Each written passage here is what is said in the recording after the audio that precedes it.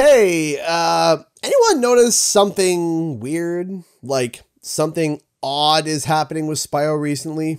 I certainly have, and I think it's as if it's starting to build up towards something big. Let's talk about it. What's up guys, Canadian Guy A here. So let's get to the point. Spyro 4. What the heck is going on with that Phantom? Well, there's been things that have started to pop up that has led me to think that something has officially started on the back end with Spyro. Specifically, activity that will eventually lead to a brand new game. Now, I want to clarify, this is not to say that all my previous videos about Spyro 4 have been necessarily wrong. I still think that a number of them are still dead to rights accurate, but it was all based on really small and finite details. And unfortunately, if anyone is familiar with the gaming industry, things can change at the drop of the hat. What was right or correct at one point may not be correct in the future, especially when it comes to titles that haven't been announced yet. But today, everything that I am bringing to you is official and pretty much right into your face. Let's start with the biggest form of activity that has led to a number of people beginning to speculate that something is up, and then go down the list a little bit to the much more nuanced and much more finer details. Now, every year, we celebrate something that we like to call Spyro Community Day. It's a day for the community to celebrate their love for Spyro in their own way, whether it's beautiful fan art, speculation for a new game, videos, live streams, speedruns, and more. But this year was very, very different to other years, because out of the blue, the actual official Spyro the Dragon Twitter account joined in on the action for the Spyro Community Day. And I'm not talking about a simple post retweet, I mean they went all in. To add on to this, the Spyro Twitter account has essentially been completely inactive since December 2020. Now, Spyro has posted since December 2020, but it would be sporadic and random. At one point, the account didn't even post anything for over a year. The last post that Spyro had done was February 2023, where they dropped this random Valentine's Day photo. After that, they literally only retweeted a post from Walmart Gaming 4 months later in May, and retweeted a friend of the channel's post, Miharu, 2 months after that. So, in July 2023, we announced Spyro Community Day for September 8th, 2023. Then, suddenly, on September 1st, the official Spyro account quote retweeted our Spyro Community Day announcement saying, "Let the countdown begin." Of course, I was floored and shocked that the actual Spyro account retweeted our exact tweet. But it didn't shock me as much as the following announcement. Spyro then suddenly announced that the Spyro Reignited trilogy had sold over 10 million units worldwide. It was unprovoked and completely out of the blue. In addition, they added the Spyro Reignited trilogy's official soundtrack to Spotify. As time went on, Spyro began to suddenly post daily, all the way up to the Spyro Community Day, where then they retweeted art and participated in the Spyro-themed activities. The following day, they started to celebrate Spyro's 25th Spyroversary, even going as far as to bring fans, like yours truly, and previous developers on to say happy birthday to Spyro the Dragon. They even had this beautiful art piece put together for Spyro's 25th. However, it didn't stop there. Even after the Spyro Community Day and anniversary, the Spyro account has continued to post nearly every single day.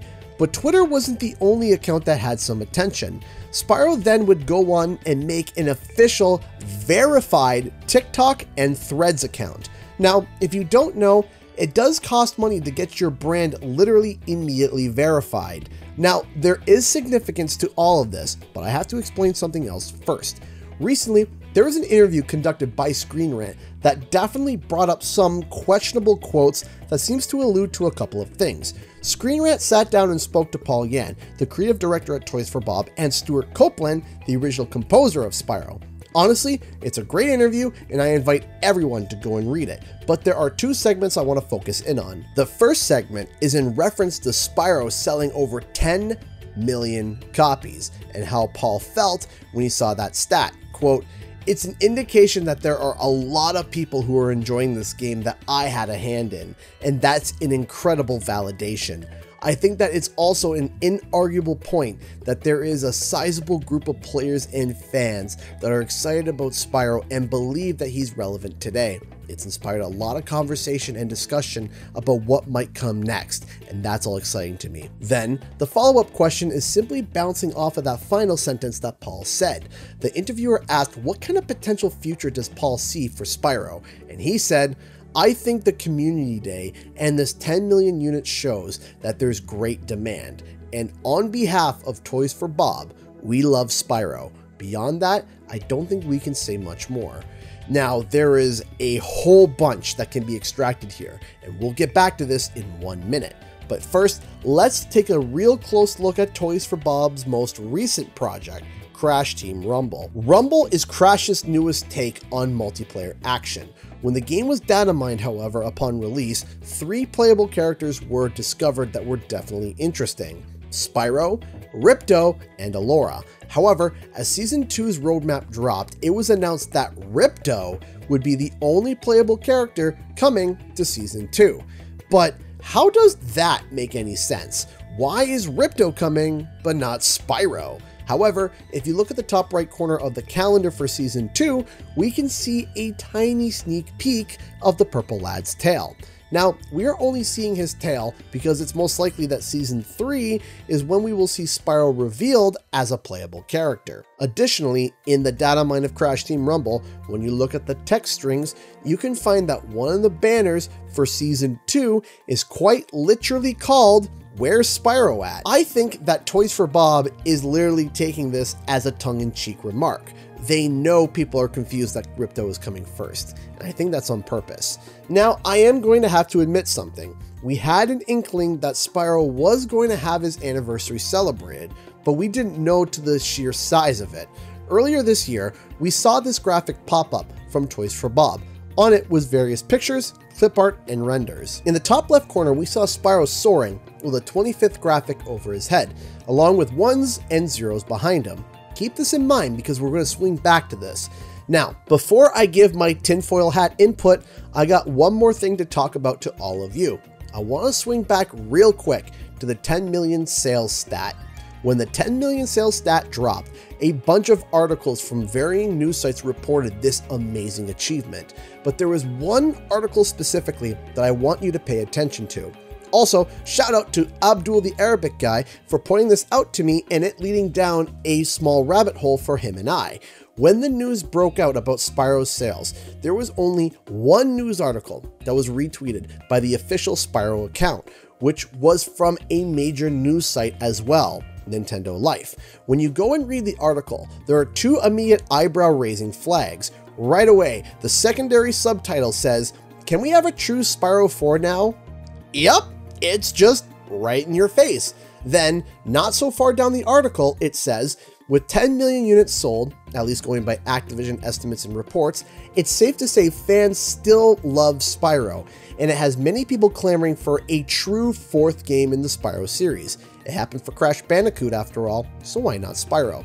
The article directly pushes a Spyro 4 narrative. After Abdul pointed this out to me, I then told him that we should look to see if there were any other articles from any other major news outlets that are also pushing this idea.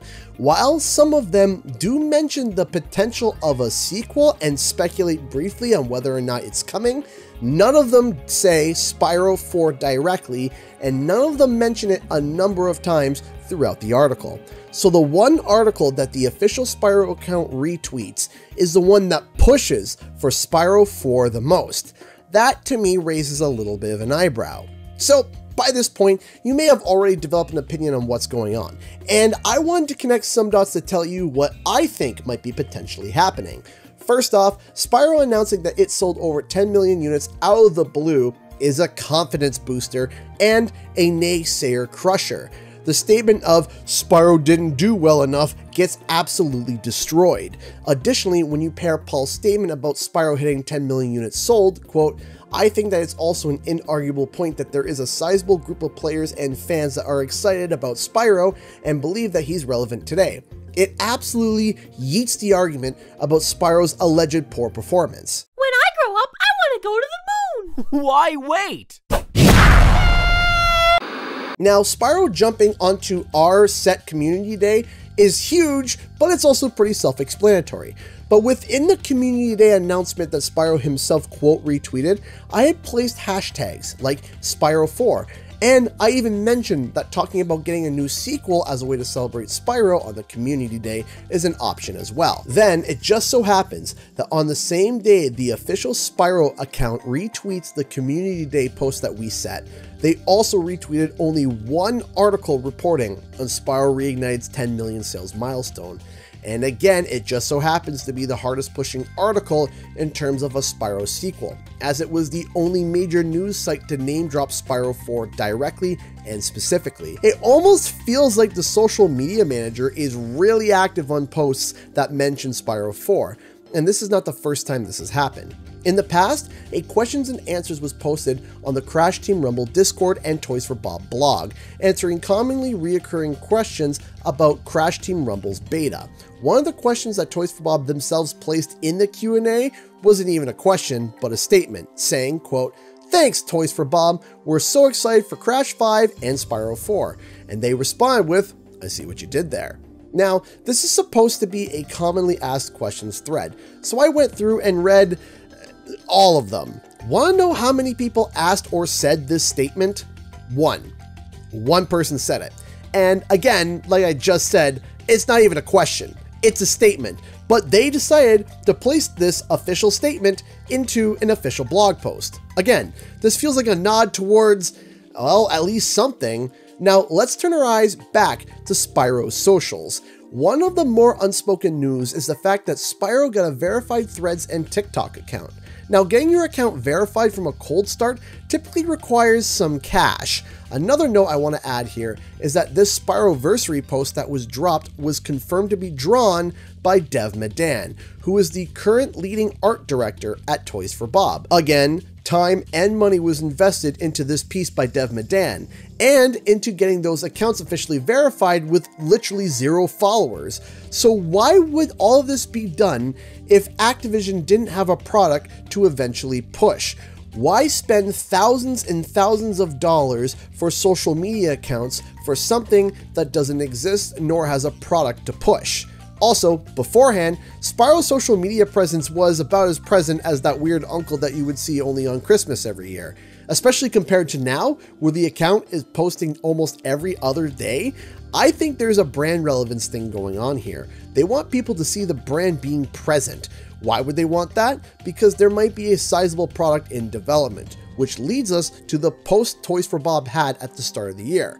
Now, I've pointed this out before, but there are 3 games in this collage of photos.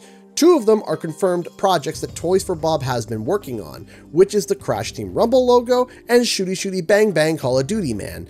So if 2 out of 3 of the games that are on this collage are confirmed to be projects that Toys for Bob is currently working on, we could assume that maybe the 3rd one is also a project that they might be handling. And that 3rd one, of course, is Spyro the Dragon. Now, again, I also had pointed this out before, but notice how Spyro is sitting on this odd pattern in the background? Well, we actually found the pattern and the original clip art, and it's literally called binary code. So, 1s and 0s. Why is that weird? Well, let me show you. Dream big. Community. Joy. Love. Have fun. Equality. 1 0 1 0 1 0 1 0 1 0 1 0 1 0. The 1s and 0s is a graphic that seems really out of place, and when you look at all 3 IPs that Toys for Bob has listed, the odd one out is Spyro, which just so happens to also be where the 1s and 0s are. My thinking is that this might be a coy and subtle way of Toys for Bob suggesting that Spyro is something that they are working on, but is in the earlier stages of active development. Now, this collage post was made in January 2023. Around that time, Toys for Bob also had a job listing asking for a senior animator that knew how to animate non-humanoid characters. Thus far, Every character in Crash Team Rumble has been classified as a humanoid, and when you include the data mine characters like Ripto, Male Entropy, and Alora, they too fit the humanoid role. The only IP that Toys for Bob has worked on that would require experience in non-humanoid characters would be Spyro the Dragon, as Spyro himself is a non-humanoid. Now, some of you might say, well, duh, CGE, there is something in development. All this hype is for Spyro coming as a guest character to Crash Team Rumble. Yeah, about that. You want to know how many tweets Spyro did when he came as a guest character to Crash Team Racing Nitro Fueled? 3 tweets. Everything else was either a retweet or a quote retweet, grand totaling to about 10 tweets. Also, they were all made within a couple of days of Spyro actually becoming playable in the game. And at the time of making this video, Spyro is still at least 3 months out before he drops as a playable character in Crash Team Rumble. I'm having a very, very hard time thinking that all this money and activity for Spyro is strictly pointing to Crash Team Rumble. Now, I want to direct you to that juicy interview with Paul Yan. I want to point something out here. The interviewer asked Paul, and for you personally, what does this milestone mean to you? How does it feel to you and the team in general as well? Paul's response, especially the second half, is absolutely wild to me. And he could have just said the first half of this statement and simply stopped right at, and that's an incredible validation. Because at that point, he's answered the question that the interviewer asked. But Paul Yan continued and said, quote, "I think that it's an inarguable point that there is a sizable group of players and fans that are excited about Spyro and believe that he's relevant today. It's inspired a lot of conversation and discussion about what might come next, and that's all exciting to me." Paul was the one to bring up the concept of a new game coming up first, not the interviewer. He felt that it was relevant to mention and say that he's excited about the discussions of Spyro's future on his own accord. Of course, the follow-up question asks about Spyro's future, and Paul saying that on behalf of Toys for Bob, they love Spyro, but they can't say much more than that. But here's the thing. We know Spyro's future in the short term, and that is his inclusion in Crash Team Rumble. Speaking of Rumble, I want to bring up the calendar for Season 2 again. It's obviously teasing that Spyro will be in the next season, which of course is confirmed by the data mine. But Ripto showing up first is quite weird. Why would the villain of the crossover show up first? Well, I do believe there is something very tongue-in-cheek here. I think that Toys for Bob is anticipating people asking that question because in the data mine text strings, one of the banners is literally called, "Where's Spyro at?" The game is literally acknowledging what everyone else is thinking. Where the heck is Spyro? Which to me leads to a bit of a meta marketing campaign because this has been the question that people have also been asking for the past 5 years since Spyro Reignited came out. Where is Spyro? Where is his new game? Ripto showing up first is literally causing people to ask that question as well, but in a different context. Lastly, and I have mentioned this numerous times before, 2024 is the Chinese Year of the Dragon, and it's a perfect marketing opportunity for Spyro, as Spyro's third entry, Year of the Dragon, was literally released during that time. Having a new Spyro title come out during that time period as well seems to be perfect. So, I now know that many of you very positive folks out there are going to be vibrating with excitement, thinking that the 2023 Game Awards seems to be the perfect time for this game to be announced, and for it to be released in 2024 during the Year of the Dragon. It all lines up too perfectly. Well, before you run off in excitement, I want you to pump the brakes a little bit here, because I'm about to throw in a monkey wrench that might bring some disappointment if this is your rock solid theory. Now, I'm not saying that Spyro 4 won't be announced or teased at the 2023 Game Awards, just that this monkey wrench may change those plans, but in the end, I think this will end up being a good thing, even if it actually makes us wait for Spyro 4 just a little bit longer. If you don't know, the Activision Blizzard deal is finally coming to a close on October 18th, 2023, meaning that when the deal closes, Activision will no longer be in charge, but Xbox, which then throws everything out of whack. Hey, this is future CGE. I just want to make a quick note. As I was quite literally uploading this video, the deal literally closed. That's right, this long journey is over, so as of right now, Xbox now officially owns Crash Bandicoot and Spyro the Dragon. So keep that in mind when we get back to the video. Anyway, let's get back to it. Xbox may want to continue with Activision's current marketing strategy. They might want to implement their own strategy. They might want to come up with something new, or they might want to do a hybrid or slowly lead into something new. Either or, it's possible that if Spyro 4 is currently slated to be announced at the 2023 Game Awards, it's possible the Xbox acquisition can completely throw that out of whack.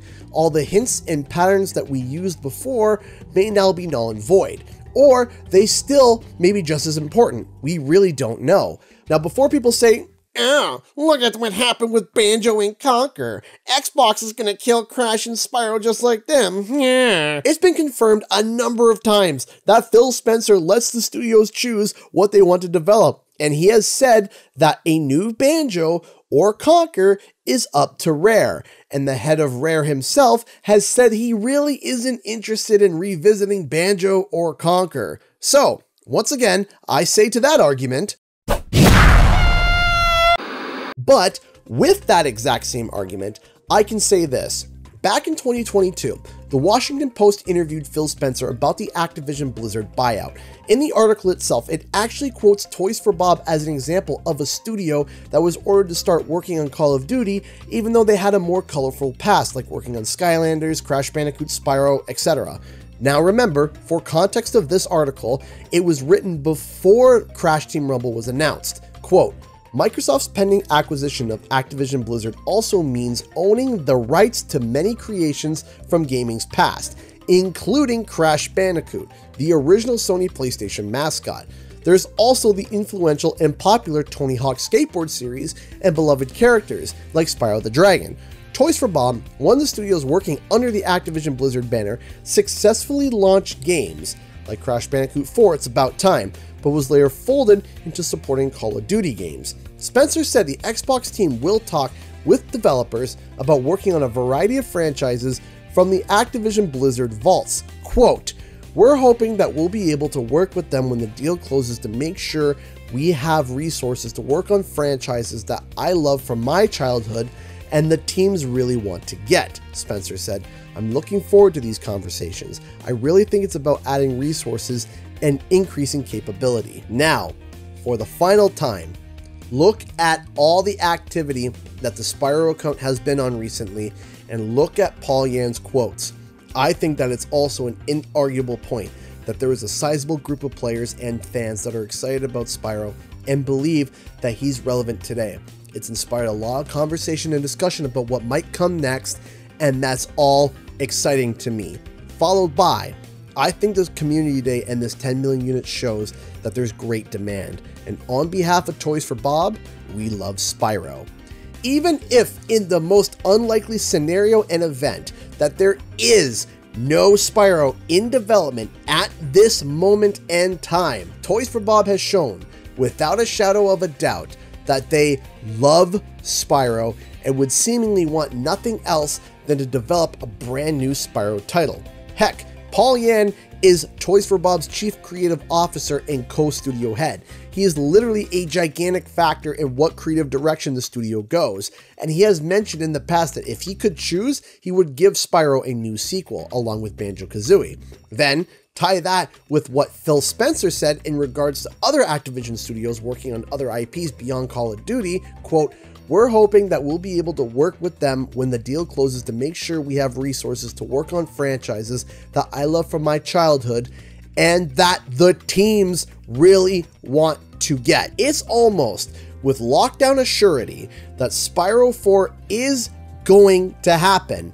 Maybe it's not in the timeline that we like, but nonetheless, it still will. And that is with the utmost negative assumption that Activision currently has zero plans for a new Spyro title. Now, if you enjoyed this video, I also recently made a video doing a massive deep dive into Spyro with an iceberg fact video. I was even able to get my hands on an exclusive fact that's never been seen before to the public eye for Spyro the Dragon. You can check that video out here. Thanks so much for watching, everyone. Bye-bye!